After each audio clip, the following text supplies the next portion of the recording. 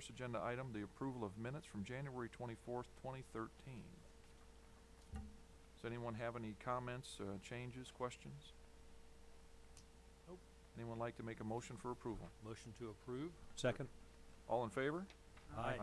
Any opposed? Motion passes. That will end the quickest beer board meeting in the history of Farragut. We couldn't be here. Hey, Bob, is that, I don't know.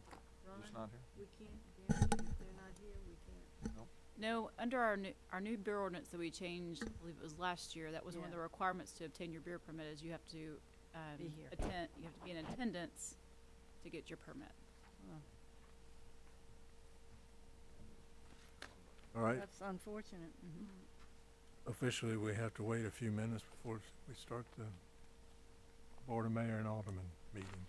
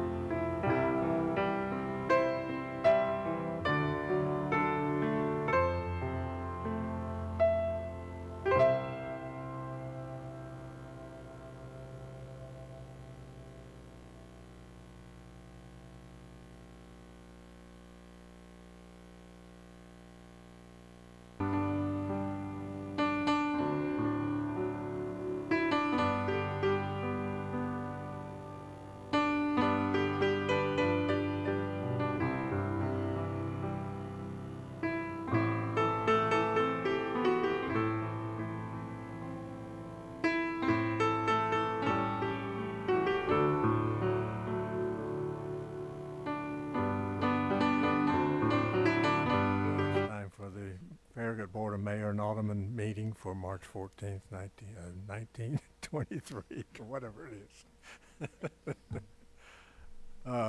We'll start by rising for an invocation and followed by the Pledge of Allegiance. And pray. Father, we come with reverence for your name and give you thanks for your blessings on our community.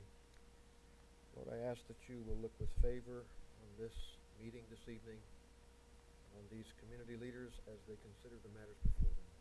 In the name of Jesus, I pray. Amen. Amen. Thank Thank you, you. sir.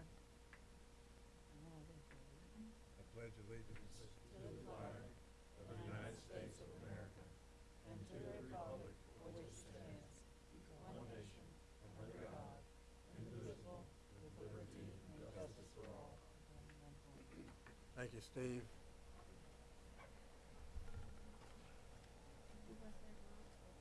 Steve from Farragut.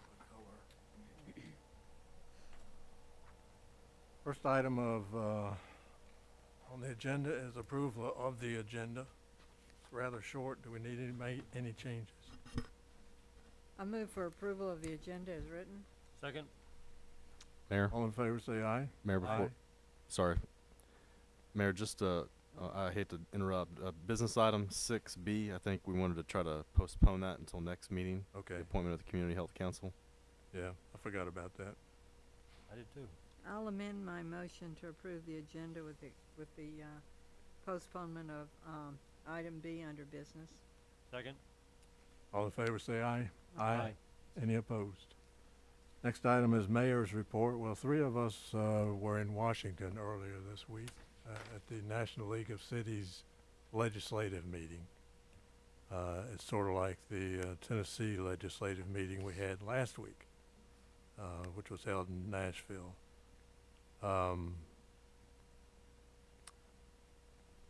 Significant, well, we heard from a number of White House spokespeople, cabinet members, and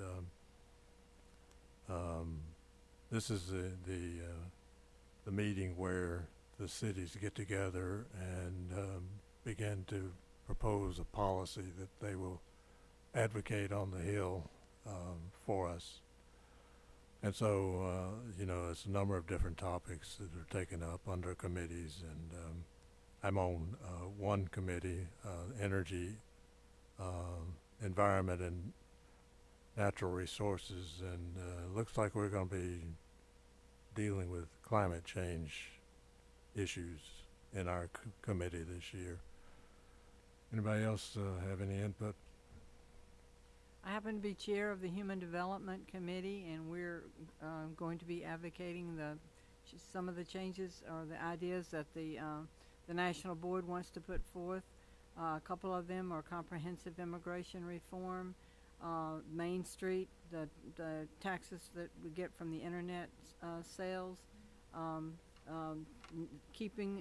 allowing the cities and towns to continue the way we've been doing our municipal bonds, and that's really important, and we hope that we're going to be able to change that.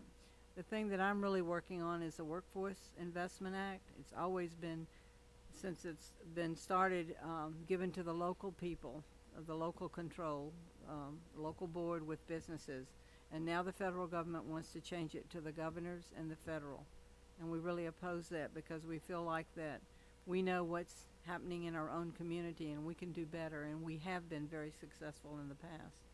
We have a wonderful workforce connection board here in Knox County, and one of the things they recently did was the Green Mountain Coffee Company needed like 200 new employees, and so our workforce connection board was able to train and they were able to hire 200 of those people. So it's better if it's in the local area, so that's the one thing I'm going to be trying to work for.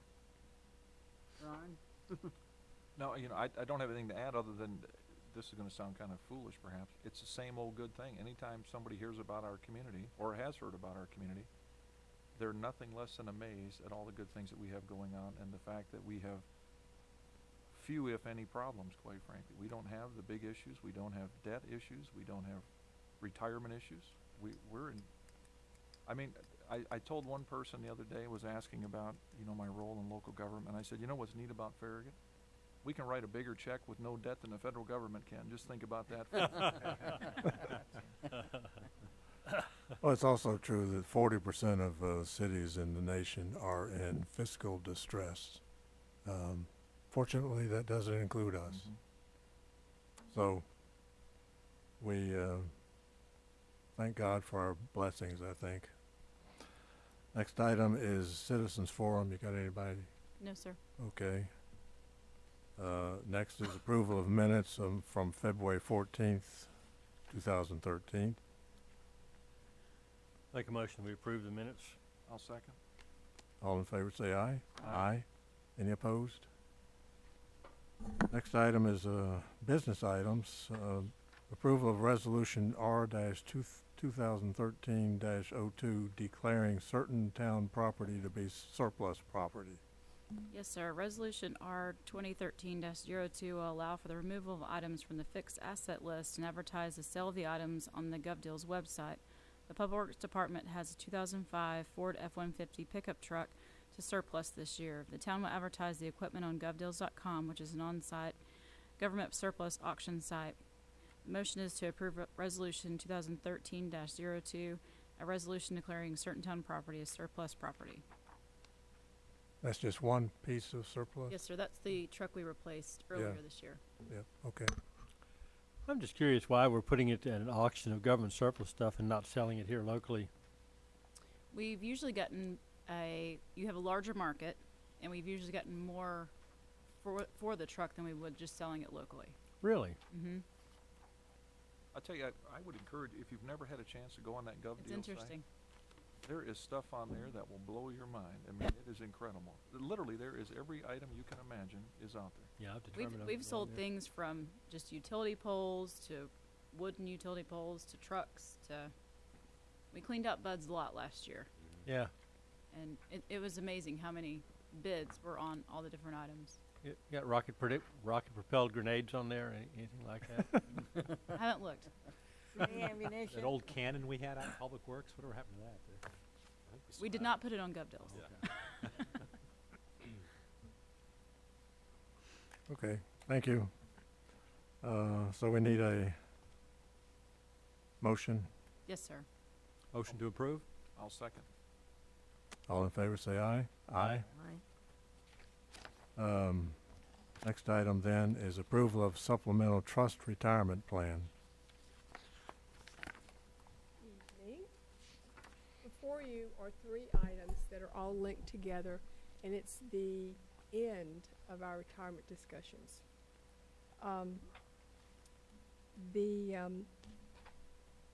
These 3 items are written for 5 employees whose, if you recall, in our retirement discussion, we implemented Social Security, a 401k, and a couple of lump sums.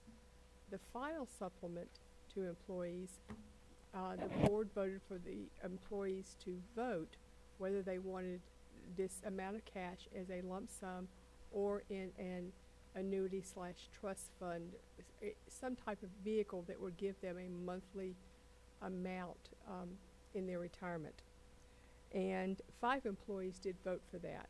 Since that time, we went out, talked to 3 companies who could write a trust agreement for us and the associated documents. USI Consulting was the lowest professional service price and was awarded the work. Since that time, USI Consulting has provided us with the 3 documents that we need to provide this benefit for employees. Bob Cross is with us tonight from USI Consulting, along with Callie McClure and Fred with County Bank. Fred Murphy with County Bank. County Bank, under these proposals, would act as our trustee. The first item before you is the supplemental retirement plan document. This plan, it details what the employee will benefit. It names the 5 employees. The document discusses the provisions for an early retirement, their retirement age, a surviving spouse benefit, and this trust is solely for these 5 employees. It is open for them. It will be closed to anyone else coming into the plan. The town administrator and I recommend that for your approval, the supplemental trust plan document. I'll make a motion to approve supplemental trust retirement plan. Second? Any discussion?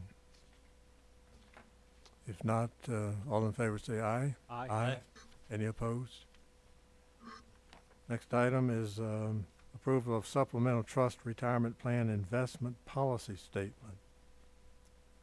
This document is written to state how the financial advisor of the town will invest town funds to provide the monthly benefit for the 5 employees for whom the trust is established. This document explains the guidelines, roles, and responsibilities of the management of the investment plan, assets, and is intended to govern all investments associated with the plan.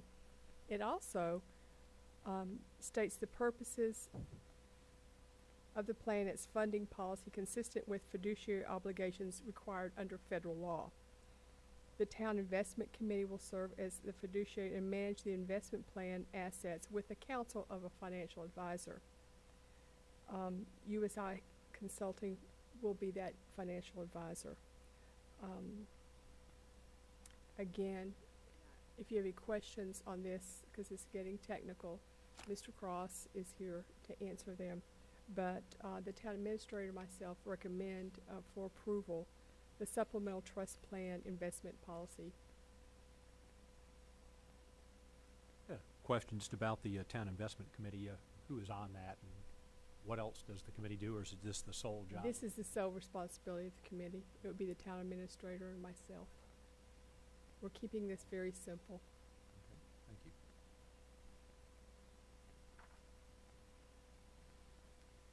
Anybody have a motion? I'll move for approval of the supplemental trust retirement plan investment policy statement. And I'll second it. Any discussion? All in favor say aye. Aye. Any opposed?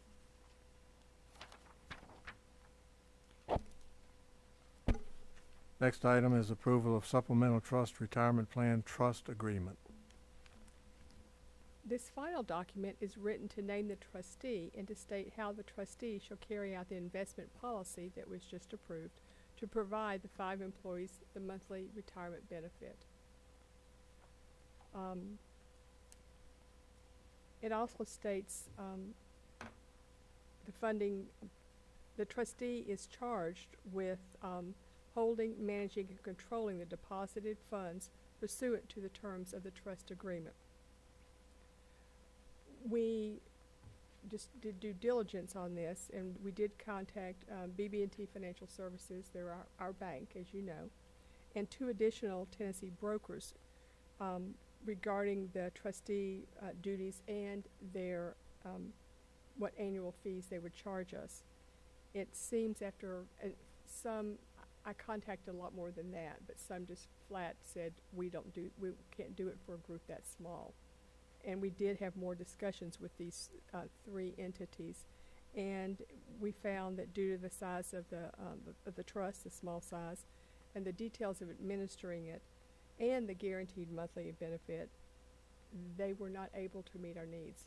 We were fortunate that through USI Consulting and his contacts, he was able to identify County Bank, and they are willing to do it for a annual fee of $1,000. And this was discussed in our workshop too, about understand why this is a very reasonable amount. Ms. Curry, I had a question. I noticed that on the supplemental trust retirement plan that we just approved, there's an estimated cost of $4,200, and now I see the same cost with this supplemental trust retirement plan investment policy statement. That's the same $4,200, isn't it? Yeah, it's the same. Okay. Yeah, that's the total for this fiscal year. Okay. For the actuarial services from USI Consulting and the services fees for County Bank. County Bank will bill us quarterly. So. Okay, thank you. I'd like to make a motion to approve the supplemental trust retirement plan trust agreement. I'll second that too. All in favor say aye. Aye. Any opposed? Thank you. Thank you. Thank you guys.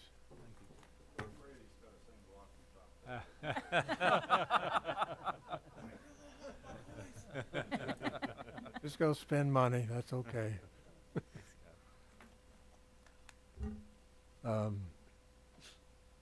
Next is the town administrator's report.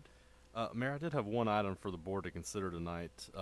We have an Eagle Scout that named Micah Larson that is working on a garden shed over by the First Farragut United Methodist Church. Apparently this shed is large enough to where it actually requires review of a site plan by us to make sure that it's properly located on site. With that comes a $100 fee that we have to charge, and since staff cannot waive fees for things, I was coming to the board to request that the board waive the $100 fee for Mr. Larson so that he can build this community garden for the church and for those that need those different vegetables and things like that he's planning on putting in there. So it would be something for you to consider tonight if that would be appropriate for you. I'd be most happy to make that a motion that we do that. I'll second. All in favor say aye. Aye. Aye. You got it. All right. That's all I have tonight. Well, that brings us to a close, and it might be a record. Now, Mrs. Cook back there in the back is one of our students in the first introduction to Farragut series of classes. One of her requirements is that she go to a Board of Mayor and Alderman meeting, It's a good one. and Well, you got off easy tonight. I think we need to change it so that you have to come to one that's a little longer. No, I we think she's thank you earned a for being lapel here pin. tonight.